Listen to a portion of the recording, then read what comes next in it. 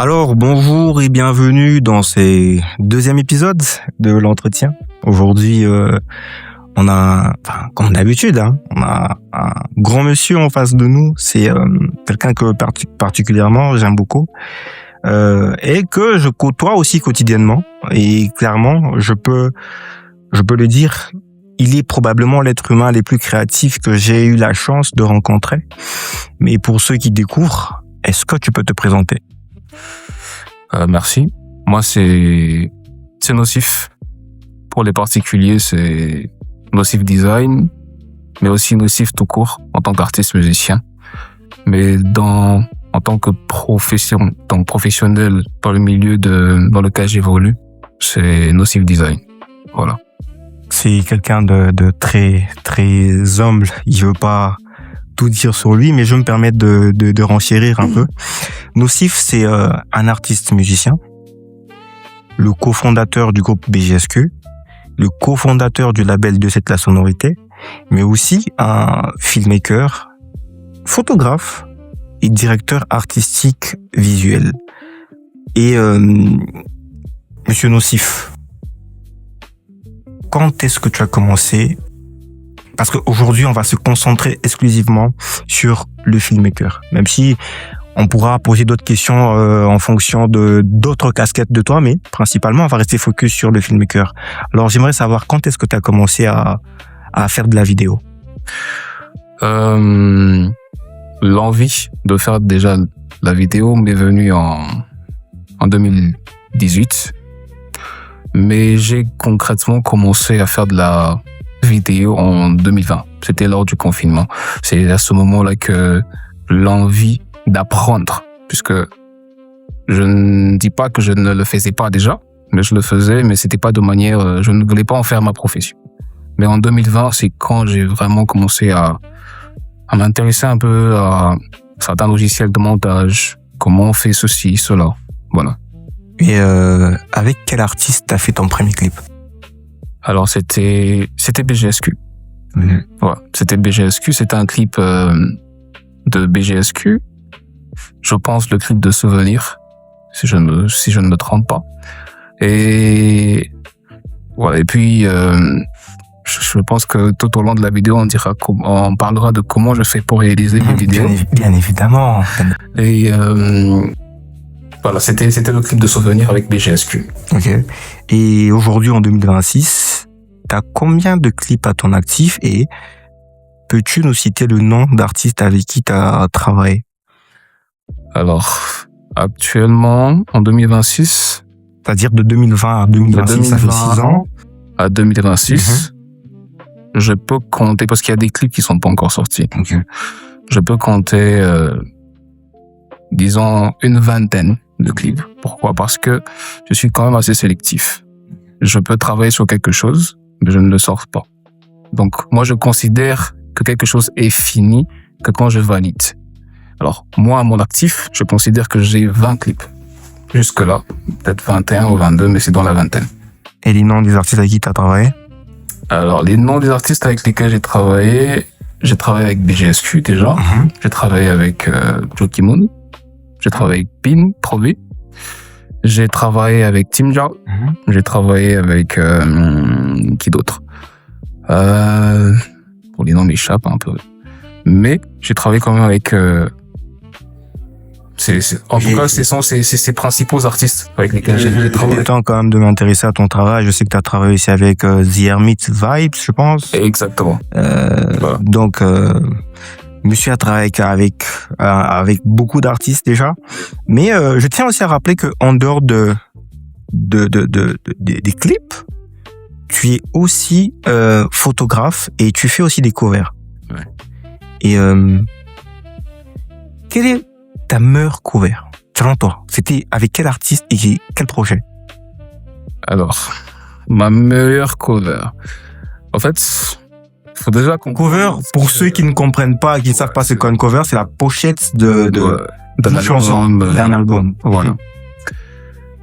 Ma meilleure, déjà que je considère que toutes mes covers sont comme mes bébés. Ok. Je ne sais pas dire quelle est ma meilleure cover, mais il y a des covers qui m'ont le plus touché. Ok. Je peux citer la cover de Gris, Ok. le single de BGSQ en featuring avec Okito, le premier. Il y a aussi... j'ai bien aimé aussi... Bon, je te dis pas j'ai bien aimé, mais la cover de Timja, le Injili 2.7 décibels. Okay. J'ai beaucoup aimé cette cover. Dans mon top 3, je mettrais gris. Mais aussi bleu de Joki Moon, parce que sur cette cover j'ai essayé de on en parlera. Je tiens aussi à souligner que même en termes de cover, tu as travaillé avec beaucoup d'artistes, tu as travaillé notamment avec MCC, Tejo Moula, avec BGSQ, avec Pin Provi, avec Timja. Enfin, la liste est longue, il y a beaucoup d'artistes même que j'oublie. Donc, on arrive au point des bascules même de cette interview. Quelle est la réaction des artistes quand ils se rendent compte que tu réalises tous tes clips avec un téléphone? Déjà, dans le milieu professionnel, très souvent, on n'est pas pris au sérieux. Parce que quand un artiste va voir un réalisateur, il s'attend qu'il a un matos de malade. Évidemment. Genre, toute l'artillerie, tu vois, une grosse cam, des lumières de fou. À vrai dire, ils restent sceptiques. Dans le sens où ils se disent, mais est-ce que ce gars il est sérieux ou c'est peut-être une plaisanterie. T'es déjà tombé sur un artiste qui, après avoir vu ton matériel de travail, décide d'annuler le tournage? Non. Généralement, ils sont tous étonnés, surpris, mais jamais au point de ah non, j'arrête, je veux pas travailler parce que c'est pas ce que je veux, je m'attendais à plus. Non, pas du tout. Ok. Et tu penses qu'être filmmaker ou réalisateur comme toi, c'est-à-dire avec un téléphone, un iPhone en l'occurrence, c'est à la portée de tout le monde? Non. Pourquoi? Parce que j'en connais des réalisateurs qui font la même chose que moi. Mais c'est pas à la portée de tout le monde parce que déjà, c'est pas tout le monde qui s'intéresse à faire de la vidéo avec un téléphone. Les gens, ils préfèrent faire confiance à un boîtier, un gros boîtier. Mais est-ce que faire un clip avec un téléphone, c'est professionnel? Tout dépend de qu'est-ce que vous appelez professionnel. Qu'est-ce que toi, tu appelles professionnel? Le moment où je fais de mon travail une profession, c'est du professionnalisme. Moi, je fais de la vidéo en tant que profession. Je suis filmmaker, je suis cinéaste, en quelque sorte aussi. C'est ma profession. Ce n'est pas le fait d'avoir 1000 appareils photo ou je ne sais pas, des gros matos, des grosses lumières qui fait de moi quelqu'un de professionnel. Non, pas du tout. C'est le simple fait d'accepter. Même quelqu'un qui fait de la maçonnerie, s'il considère que ce qu'il fait, c'est sa profession, il est professionnel. Ça devient un maçon professionnel. Exactement. Ok. Et si on fait une bêtise, ça devient, on est un bêtisier professionnel. Voilà, en quelque sorte. Ok. Alors, Nocif, le fait que tu fasses des clips avec un téléphone, c'est par manque de matos ou simplement par, je sais pas, effet de mode ou c'est ton style à toi? Je vais être franc. Quand j'ai commencé à faire de la vidéo, je n'avais pas les moyens déjà d'acheter une grosse caméra ou d'acheter des matos, comment dire, des gros matos, des grosses lumières. Et j'ai dû faire avec les moyens de bord. Et moi, jusqu'aujourd'hui, la chose qui m'a, comment dire, le déclic que j'ai eu, qui m'a donné envie de me lancer, c'était une parole d'Orelsan. Dans, je pense, Note pour plus tard, où il dit, si t'as envie de faire des films, cherche un truc qui filme. Ok, yeah. Et la première fois, je pense que c'était en 2017, puisque moi j'ai commencé concrètement à faire de la vidéo en 2020. C'était cette phrase-là qui a suscité en moi cette envie de faire de la vidéo. Et voilà, j'ai cherché ce que je pouvais trouver. J'ai commencé avec mon téléphone. Et depuis, c'était un peu galère au début parce que fallait tout apprendre des choses, comment ça fonctionne, ceci, cela. Essayer de se rapprocher un minimum puisque je m'inspire quand même. J'ai des inspirations. Je m'inspire des grands, si je peux dire ça comme ça. C'est quoi ton top 3 des grands? En tant que quoi? En tant que réalisateur de clips. En tant que réalisateur de clips. Je peux vous en citer. Il y avait, c'est qui ça? Chris Macari. Ok. Chris Macari. Chris Macari, c'est carrément le filmmaker emblématique de Booba. Exactement. C'est sur lui que, enfin, c'est le gars qui a fait la majeure partie des clips de Booba. Oui. Chris Macari. Il y a aussi Matteo da Silva, c'est le réalisateur de Tyke. Ok. Il y a aussi, lui, non, un peu compliqué, mais c'était le réalisateur de Jossman à une époque. Ok. Jusqu'en 2018 déjà. 2019, il était déjà actif. C'est puisque Chris Macari, moi, j'ai toujours considéré qu'il était très avant-gardiste. Parce que 2014, 2015, les clips qu'il faisait, c'était futuriste. Voilà. Ok. Et, enfin, je rajoute aussi que, en dehors de clips vidéo pour les artistes musiciens, tu fais aussi de courts-métrages à ton propre compte. C'est-à-dire que tu as aussi des ambitions au niveau de la cinématographie, j'y arrive. C'est-à-dire que tu envisages aussi d'un jour produire un film. Je pense que l'un de mes plus grands rêves, ce serait de voir un de mes films diffusé en salle. Un de mes films diffusés en salle. Je ne dis pas une grande salle, j'ai dit en salle, tout simplement. Pour moi, ça serait un très grand accomplissement. Avoir un film réalisé par moi, diffusé et que les gens viennent le regarder. Parce qu'ils ont envie de découvrir qu'est-ce que j'ai fait. C'est très intéressant. Quel est ton point de vue sur la qualité globale du travail produit sur le plan visuel? Et ça, au pays. C'est-à-dire que, bon, restons carrément dans le domaine du filmmaking pour les clips de musique, parce que sinon, on risque de se retrouver aussi à parler du côté cinématographique. Restons dans le cadre musical. C'est quoi ton impression? Comment tu trouves le travail, globalement?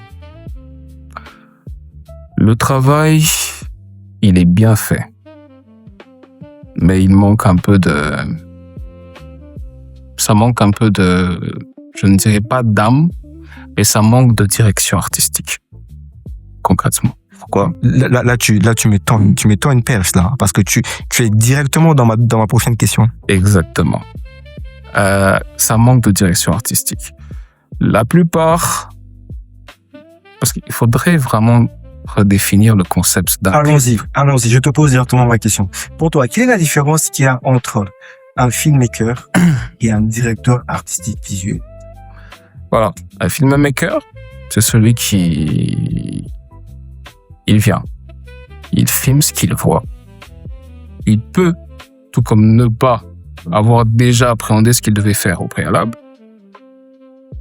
Mais un cinéaste, avant même d'être sur le lieu de tournage, il sait exactement quoi faire, comment ça va se passer, quand est-ce que ça va se faire.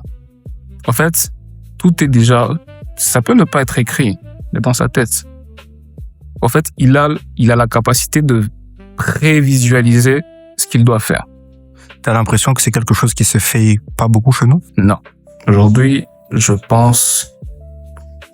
En tout cas, ça, c'est mon avis personnel. Évidemment. Beaucoup se limitent à faire des vidéos. C'est pas des clips. Puisque, bon, c'est vrai que le clip, ça reste un moyen promotionnel. À la base. À la base, c'est vrai, ça reste un moyen promotionnel. Mais depuis la venue du cinéma, puisque aujourd'hui, les clips ont beaucoup son. je dirais totalement à caractère cinématographique. Grave, c'est un truc de 3 minutes, c'est carrément un film. C'est un film. Exactement. Qu'on condense. Exactement. Voilà. Les gens ne veulent plus se renouveler. Se renouveler, c'est ne pas seulement ramener un hélicoptère dans un script, ceci, non. Se renouveler, c'est tu ramènes un hélicoptère, mais il n'apparaît pas comme n'importe quoi. Faudrait que ça serve la narrative, faudrait que ça raconte quelque chose. La narrative n'y est plus. Et tu penses que c'est dû à quoi? Appelons ça comme ça, carrément, ce manque de créativité au niveau de propositions artistiques, visuelles. C'est dû à quoi? Je pense que aujourd'hui, vous allez pardonner le terme, les réalisateurs, les filmmakers ne veulent pas se faire chier. Ok. Ils préfèrent rentabiliser. On fait ce qui est... Bon, c'est le business. Ça reste du business. T'as l'impression que le côté artistique, il est mort et qu'aujourd'hui, c'est que du business? Oui. Ok. Concrètement. Puisque si tu fais de la vidéo ou des films comme profession, tu ne peux pas te reposer que sur le fait d'acquérir de l'argent. C'est mon métier, c'est ma profession, donc... Bon, là je parle pour moi. Exactement. Pour moi, ça reste... comment dire? Je suis un passionné. Okay. T'as l'impression qu'il y a de moins en moins des passionnés dans le métier? C'est-à-dire qu'il y a des gens qui ont des compétences, qui savent filmer, qui savent faire un montage, mais qui n'ont pas de passion, et donc derrière, il y a moins en moins des gens qui sont formés, il y a moins en moins des gens qui ont l'amour de cet art-là. Oui. Pourquoi? Parce que les gens Aujourd'hui, c'est facile d'apprendre à faire de la vidéo. Il y a tellement de tutos sur Internet, il y en a beaucoup sur YouTube. Mais aujourd'hui, si la raison pour laquelle tu veux faire de la vidéo, c'est pour gagner ta vie, simplement, d'accord, tu vas faire des choses pour avoir de l'argent. Mais si, en dehors de faire de la vidéo, t'aimerais créer un univers, t'aimerais installer des racines, donc implanter des racines, t'aimerais qu'on se souvienne de toi en tant qu'acteur dans ce milieu, tu ne peux pas te limiter simplement par le fait d'avoir de l'argent. Je vais même, d'ailleurs, il y a des artistes, pas seulement des artistes, même des particuliers, des tierces, avec qui je n'ai pas travaillé, simplement parce que ils ne s'alignaient pas avec ma vision. Ok. Il y avait le cachet. Mais ma vision et la leur, non. Ça n'allait pas. C'est très intéressant ce que tu dis, mais permets-moi de faire une petite digression. Oh là là. Permets-moi de faire une digression. En interne, on donnait aussi des différentes casquettes que tu as, notamment tes producteurs, de par ta partie nocif chez De Cette Sonorité, le label. J'aimerais te poser une question. Comment tu fais pour, étant donné que toi-même t'es artiste aussi, comment tu gères le fait de travailler, de produire un artiste qui, à terme, fait des chiffres, des meilleurs chiffres que toi? Que ce soit, je suppose que si vous signez un artiste chez De Cette, tout ce qui est visuel, c'est toi qui gères ça. C'est-à-dire que, bien évidemment, tu nous as parlé des clips de BGSQ, groupe dans lequel tu évolues en tant qu'artiste musicien, mais il arrive que vous travaillez avec un artiste que vous avez signé, et que cet artiste-là, même en termes de vues sur YouTube, fasse des chiffres plus grands que les vôtres. Comment tu gères ça? Déjà, y a-t-il pas un ego qui te fasse dire que bon, vas-y... Non, pas du tout. Pourquoi? Parce que je sais faire la part des choses. Quand je produis un artiste visuellement, je suis son producteur. Je me dois de faire en sorte que sa musique aille loin. Alors si je dois réfléchir en termes de compétition, dans le sens où, en termes d'ego, dans le sens où pourquoi pour lui ça marche, mais moi j'ai fait la même chose sur moi, ça marche pas et tout. Je pense que déjà ça va frustrer l'artiste et moi aussi. Parce que on ne sait pas qui fait quoi. Est-ce que tu penses que c'est facile d'être artiste soi-même et producteur en même temps? Oui. C'est, bon, pas facile. Je dirais pas facile. Parce que les artistes, on sait que les artistes de base, ils ont un grand ego. Oui, mais je ne dirais pas facile. Parce que je suis moi-même artiste. Comment ça se gère, au fait? Ce n'est pas facile. Parce que si tu dois être à la fois producteur, à la fois artiste, il y a toujours un côté qui va primer sur l'autre. Il y a toujours un côté qui va primer sur l'autre. Et là, je reviens sur notre structure de cette sonorité. Quand on se met à produire un artiste, je pense que certains l'ont remarqué, on se retracte un peu sur nos propres carrières. Pourquoi? Vous être des stars, ça vous intéresse pas? Ou je sais pas, faire de l'argent, c'est pas quelque chose qui vous intéresse personnellement? Et d'ailleurs, c'est parce qu'on veut faire de l'argent qu'on se retire, au fait. Parce que si on est à la fois au devant des caméras, sur les feux des projecteurs, et en même temps dans les backstage, c'est pas toujours évident.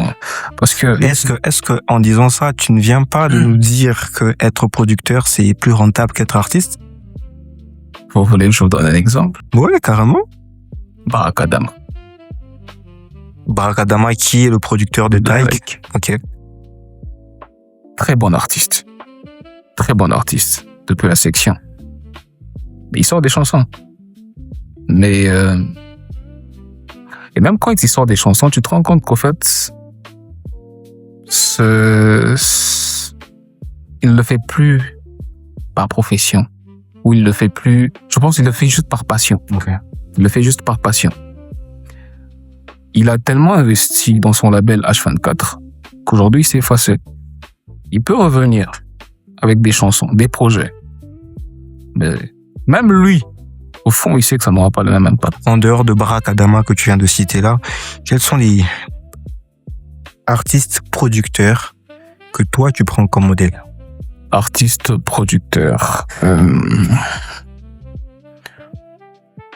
Il y a Booba aussi qui m'a beaucoup. Ouais, Booba avec Ton of the Year. Il m'a beaucoup impacté aussi. Donc Baraka Adama, je peux citer qui d'autre? Je dirais Luigi. Parce que bien sûr, Luigi, certes, il est de Fofone Palace.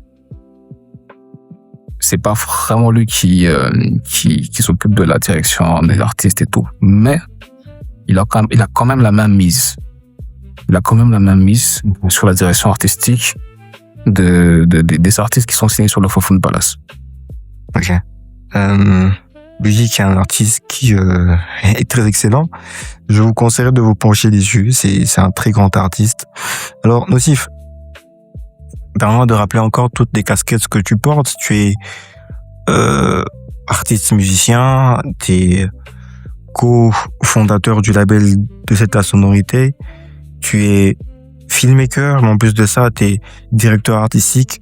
Et n'as-tu pas l'impression que parfois, toutes ces casquettes, bien que tu nous as dit que tu arrives à faire la part des choses, mais n'as-tu pas l'impression que toutes ces casquettes ça peut sembler encombrant parce que ça donne l'impression qu'on court derrière on court derrière plusieurs choses en même temps, quoi. Ouais, je comprends. Encombrant. Tout dépend de la raison pour laquelle on le fait. Quelle est la raison pour laquelle tu le fais? Je vous ai dit, je suis un passionné. Ok. Je vous ai dit, je suis un passionné. Mais en dehors de ça, je pense que il y a des choses que je n'ai jamais, ça n'a jamais été mes domaines de prédilection. Il y a certaines choses, comme la musique par exemple, ça n'a jamais été mon domaine de prédilection. Mais la vidéo, déjà tout petit, j'ai toujours été intéressé par les mangas, les mangas, les dessins animés. Ça m'a toujours intéressé. La musique, c'est vraiment après. C'est vraiment après que ça s'est manifesté chez moi. Donc, alors, si je dis que encombrant, c'est là que je reviens sur le truc que j'ai dit. J'arrive à faire la part des choses. J'ai dû d'abord apprendre à maîtriser une discipline avant de passer à une autre. Parce que jongler entre deux professions, c'est pas toujours évident, c'est vrai.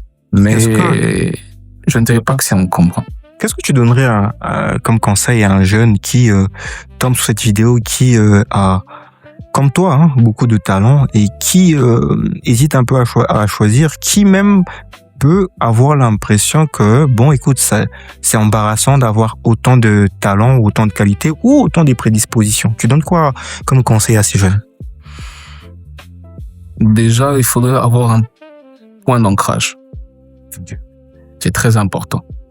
Moi, mon point d'ancrage, ça a commencé avec la musique. Ça a commencé avec la musique. Tout ce que je fais, vous allez remarquer que tout ce que je fais, ça cadre avec la musique. Je suis filmmaker. Je travaille principalement d'abord avec les artistes musiciens. Je suis producteur, c'est de la musique. Je suis, quoi d'autre? Musicien toi-même? Musicien moi-même, donc c'est de la musique. Le point d'ancrage, c'est la musique. Trouvez un point d'ancrage. Sachez pourquoi est-ce que vous voulez le faire. Et ce qui fait que moi, ce soit, je dis pas facile, mais ça m'a allégé la tâche, c'est le fait d'avoir une chose, de faire plusieurs choses, mais qui se rapportent à une seule chose. Voilà. En fait, il y a plusieurs choses qui gravitent autour d'une seule chose. Exactement. On comprend. Bon, Monsieur Nocif, on est arrivé à la fin de notre entretien. Ça, c'est passé tellement vite qu'on a même pas vu le temps passer. Alors, mes deux dernières questions. En fin de carrière, parce que tout à l'heure, tu nous as parlé de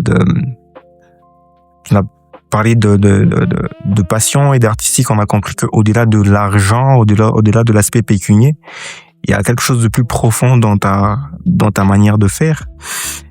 En fin de carrière, et ça, globalement, dans tout ce que tu entreprends, que ce soit en musique ou en tant que réalisateur et filmmaker, qu'est-ce que tu aimerais qu'on retienne de toi en fin de carrière ou même en fin de vie? C'est quoi que tu aimerais que ceux qui t'ont côtoyé, ceux qui ont pu être en contact avec tes œuvres, retiennent de toi? Déjà, j'aimerais qu'on ait l'image que l'on garde de moi. J'aimerais que l'on sache ou qu'on retienne que c'était un mec qui a su faire avec ce qu'il avait. Ok. Que c'est possible de créer une entreprise, un établissement ou quoi que ce soit, simplement avec les moyens de bord. Bien sûr qu'il faut avoir de l'argent pour faire de l'argent, mais avec le peu que tu as, tu peux faire quelque chose. C'est comme Youssoupha le dit, faire des petites choses avec grandeur. Exactement. Donc, fais ces petites choses-là. Mets-y tout ton cœur. Fais-le à 200%, 1000%. N'attends pas d'avoir un studio, des gens qui sont là pour toi, toute une équipe, je ne sais pas quoi, et tout pour. Non, c'est fais avec ce que tu as. Ok. Alors ici on a une sorte de rituel si tu veux. L'invité qui est reçu pose une question à l'invité qui sera reçu prochainement. Alors avant toi on a eu Timza comme invité et il a laissé une question à laquelle tu vas répondre. Ensuite toi aussi à ton tour tu vas laisser une question pour notre prochain invité. Alors la question de Timza c'est comment t'as fait pour être impactant? Parce que bien évidemment, le concept de l'entretien, c'est recevoir des gens qui impactent d'autres personnes, d'autres vies, dans leur domaine d'exercice. Et si tu es là, sur ce fauteuil, c'est parce que nous estimons, et pas que nous, le monde estime que tu es impactant dans ce que tu proposes, dans ce que tu fais. Alors, la question de Timza était, comment tu as fait pour être impactant? Quel est ton secret?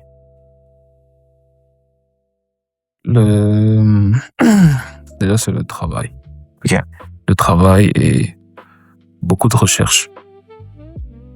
J'ai j'ai passé et je passe la majeure partie de mon temps à chercher, à apprendre.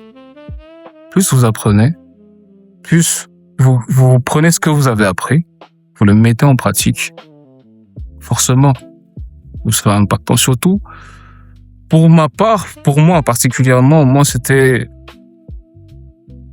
un peu, je dirais, pas frustrant, mais j'ai dû faire mes preuves. Ok. J'ai dû faire mes preuves. Un réalisateur qui fait des films avec son téléphone, qui fait des clips avec son téléphone. J'ai d'abord dû accepter, reconnaître que voilà, c'est ça mon travail. C'est ça mon identité. C'est ça que je veux. Et voilà, ça s'est fait tout seul en vrai. Est-ce qu'un jour Nocif pourra faire un film avec une caméra normale comme tout le monde? Bien évidemment. Ok, c'est Bien évidemment. Mais je pense que le téléphone aura toujours sa place. Ok. Alors nous sommes vraiment arrivés à la fin. Nous sommes à la fin de la fin. Et c'est quoi la question que toi tu aimerais poser à notre prochain invité?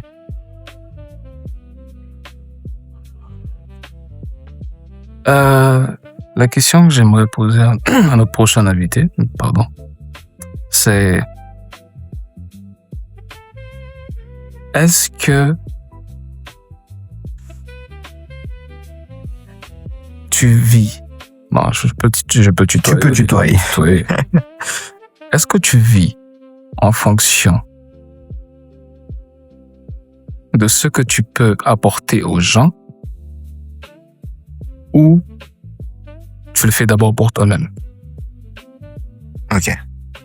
C'est bon. La question est enregistrée. Alors, on aura le temps de poser la question à notre prochain invité. Alors, c'était un plaisir pour nous de te recevoir. Et on espère te recevoir encore une fois, hein, parce que on sait qu'il y a des projets en cours. Donc, ce sera encore un plaisir pour nous d'avoir l'occasion d'en parler. Merci à vous de nous avoir suivis. Merci à vous, ceux qui ont fini la vidéo. Vous êtes forts et des champions. On se revoit au prochain épisode. Et c'était Kiyotaka derrière le micro et à Monsieur X derrière la caméra. Au prochain épisode. Merci. L'entretien.